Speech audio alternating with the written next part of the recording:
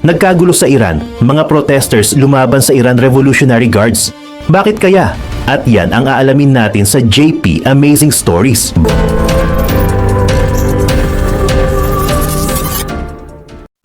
Madaling araw sa Isfahan nang maglabas ng announcement ang IRGC, tatlong pro-democracy detainees ang nakatakdang bitayin sa harap ng publiko. Itatayo ang execution site sa Alihani Square at ibibroadcast umano ng live upang magsilbing babala sa sino mang lalaban sa Iranian regime. Ang mga nakatakdang bitayin ay sina Amir Hossein Safari, 27 taong gulang, Ali Raza Seahi, 24, at Abulfaz Seahi, 23. Kaunti lamang ang inilabas na detalye tungkol sa kanilang personal na buhay, ngunit iniuugnay sila sa pro-democracy movement. Para sa kanilang mga pamilya at supporters, political detainees sila na pinarurusahan dahil sa pagtutol sa pamahalaan. Ang IRGC o Islamic Revolutionary Guard Corps ay isa sa pinakamakapangyarihang security at military organizations sa Iran.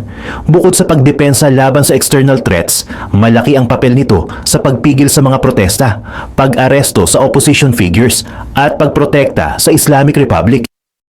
Ilang buwan nang nagpupunta sa labas ng prisons at detention centers sa Tehran at Isfahan ang mga pamilya ng mga nakakulong. Ang ilan ay matagal nang walang balita tungkol sa kanilang mga anak, kapatid o asawa. May mga nakatanggap lamang ng maikling tawag bago tuluyang mawalan ng communication. Nang malaman ng pamilya ni Amir Hossein, Ali Raza at Abulfaz ang execution schedule, agad silang nagtungo sa Alihani Square. Hindi sila pumunta upang manood, kundi upang pigilan ang pagbitay. Kasama nila ang mga kamag-anak ng iba pang detainees. Sumunod ding dumating ang mga ordinaryong residente, mga kabataan, manggagawa, matatanda at iba pang mga galit sa ginagawa ng regime.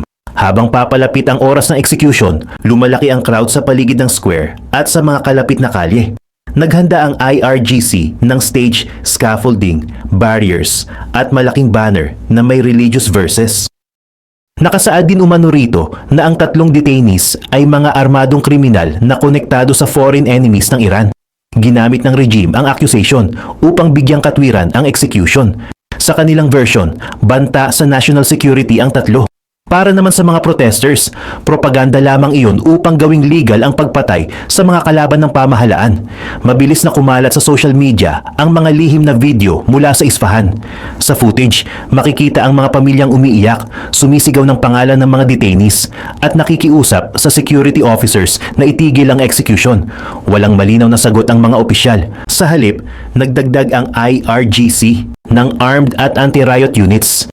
May mga officers na may shields, batons at firearms habang may snipers na pumuwesto sa matataas na gusali.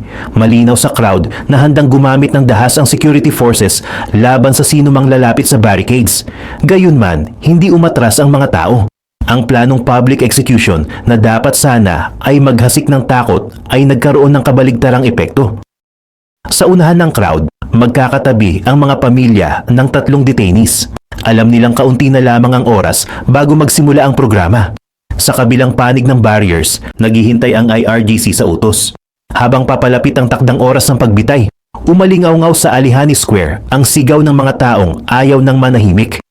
Lalong sumikip ang mga kalsada habang patuloy na dumarating ang mga residente. May mga magulang na may hawak na litrato ng kanilang mga anak, mga kapatid na sumisigaw ng pangalan ng mga nakakulong, at mga taong tahimik na umaasang mapipilitang umatras ang IRGC. Hindi lamang pamilya ni Amir Hossein, Ali Raza at Abulfaz ang naroon.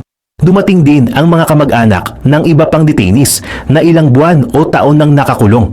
Para sa kanila, ang pagbitay sa tatlong lalaki ay warning na maaari ring mangyari sa kanilang mga mahal sa buhay. May mga kabataang nagtungo sa square matapos makita ang announcement online. May mga manggagawang dumiretso roon bago pumasok sa trabaho. May mga matatandang nagsabing hindi na sila maaaring manatiling tahimik habang may mga kabataang hinahatulan sa harap ng publiko. Sinubukan ng security forces na itulak palayo ang crowd, ngunit hindi na umatras ang mga tao. Ang pagtitipon ay unti-unting naging malawak na protesta. Nagsimulang sumigaw ang crowd laban sa IRGC. Ang dating iyakan at pakiusap ay napalitan ng matapang na pagkondena sa regime. Paulit-ulit nilang tinawag na shameless ang mga opisyal at hiniling na palayain ang mga detainees. Sa loob ng barriers, nakapwesto ang government supporters at security personnel.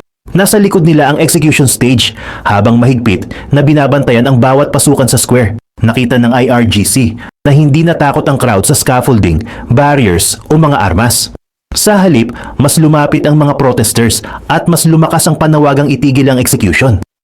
Nagpadala ang regime ng karagdagang anti-riot forces. Alam ng mga tao na maaari silang pagbabarilin kapag sinubukan nilang sirain ang barricades.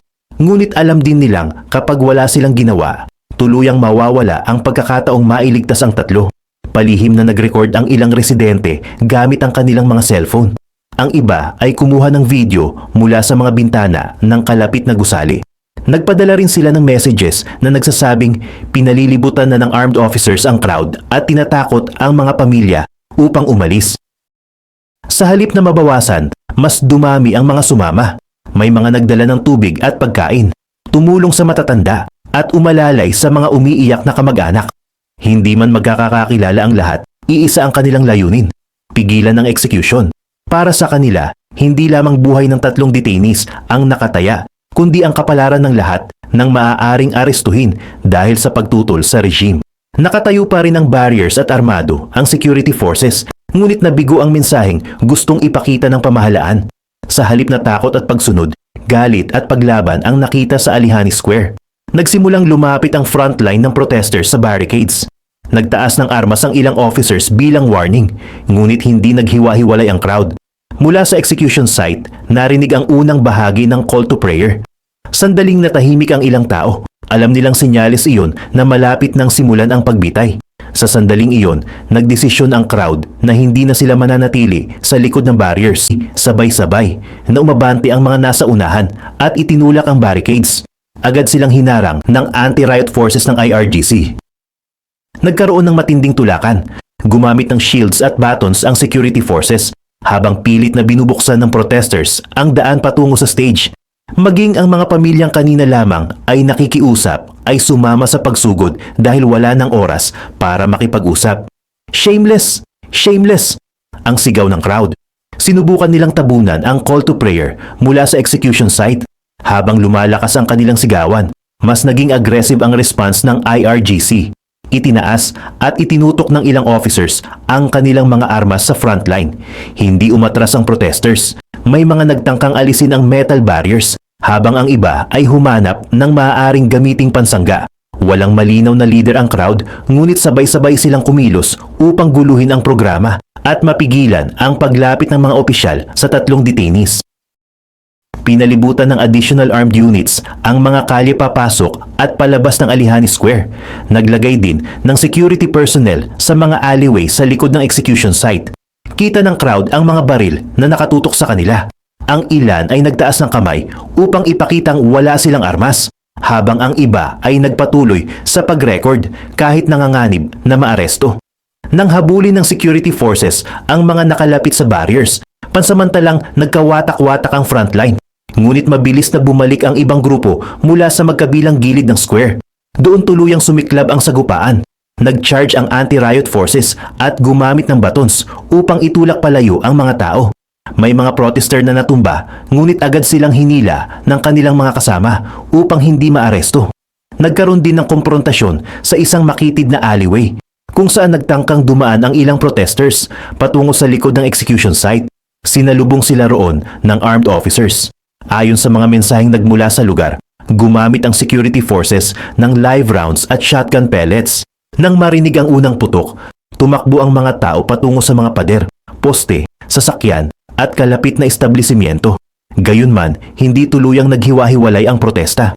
Kapag humihina ang putukan, bumabalik ang mga tao mula sa mga alleyway at muling sumusubok na lumapit. May mga sugatang isinakay sa mga sasakyan o dinala sa mas ligtas na lugar. Hindi agad malinaw ang bilang ng mga tinamaan dahil kontrolado ng IRGC ang mga daan at hinahanap ang mga nagre-record. Kumalat din ang ulat na isang babae ang tinamaan ng bala. Hindi agad nakumpirma ang kanyang kondisyon, ngunit lalo nitong pinainit ang galit ng crowd. Tinawag ng protesters na mamamatay tao ang security forces. Hinimok din nila ang mga officers na ibaba ang kanilang mga armas at huwag sundin ang utos ng IRGC. Naglagay ng checkpoints sa paligid ng Isfahan at sinuri ang mga sasakyang dumadaan. Pinaghinalaan ang mga may hawak na cellphone na nagre-record o nagpapadala ng footage sa labas ng bansa. Sa loob ng square, nanatiling nakatayo ang execution stage. Dahil sa kapal ng hanay ng armed units, hindi ito naabot ng protesters. Unti-unting naitulak ng IRGC ang crowd palayo sa pangunahing bahagi ng execution site, ngunit nanatili ang maraming residente sa mga kalapit na kalsada. Ang planong mabilis na public execution ay naging malaking security crisis. Sa halip na takutin ng Isfahan, ipinakita nito kung gaano karaming tao ang handang lumaban kahit walang armas. Habang abala ang crowd sa pakikipagsagupaan, nagsimulang kumilos ang mga opisyal sa likod ng barriers. Sa kabila ng ginawa ng mga pamilya at protesters, inilalapit na sa execution stage ang 3 detainees. Inilapit na ng mga opisyal ang mga detainees sa execution area nang muling sumugod ang crowd sa barricades. Sa pagkakataong iyon, hindi na lamang batons at shields ang ginamit ng security forces. Sunod-sunod na putok ng baril ang umalingaw-ngaw sa Alihani Square. Nagkagulo ang mga tao. Ang mga nasa unahan ay yumuko at umatras, habang ang iba ay tumakbo papunta sa mga alleyway. May mga nadapa sa gitna ng takbuhan at mabilis na hinila ng kanilang mga kasama bago sila maabutan ng IRGC.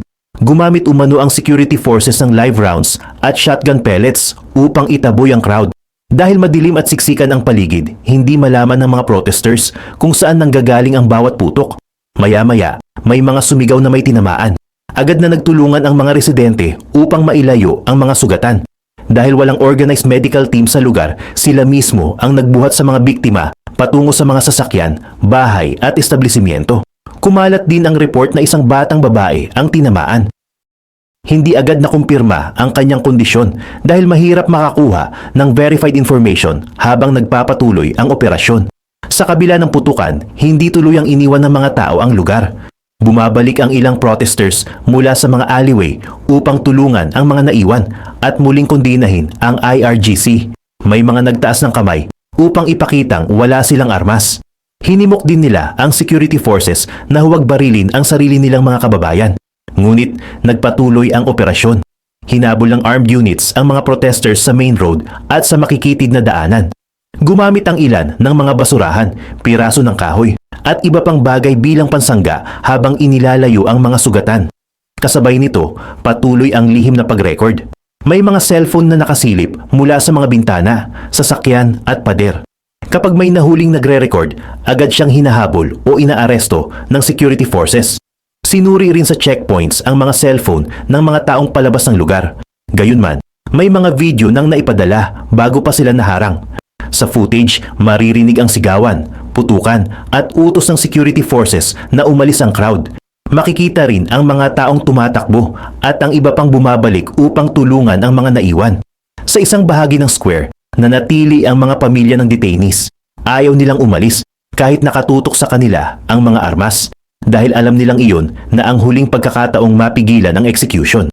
Isa sa mga officers ang lumapit sa umiiyak na ina ng isang detainee.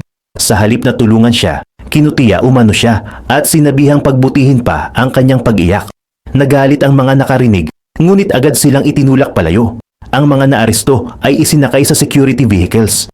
Hindi alam ng kanilang mga pamilya kung saan sila dadalhin o kung kailan sila muling makikita. Kalaunan, naitulak ang karamihan ng protesters palabas ng pangunahing execution area. Nanatili sila sa mga kalapit na kalsada, ngunit hindi na makalapit sa stage dahil sa mahigpit na hanay ng armed officers. Nabuksan ng IRGC ang daan sa pagitan ng detention vehicle at execution platform. Sa likod ng barriers, inayos ng mga opisyal ang ropes, binantayan ang stage at inilayo ang mga kamera sa direksyon ng nagkakagulong crowd.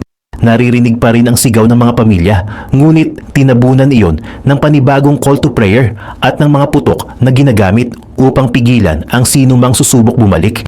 Ilang sandali pa, isinara ng security forces ang huling pasukan patungo sa Alihani Square. Habang patuloy na lumalaban ang mga tao sa labas, sinimulan ng IRGC ang public execution sa loob ng mahigpit na security perimeter.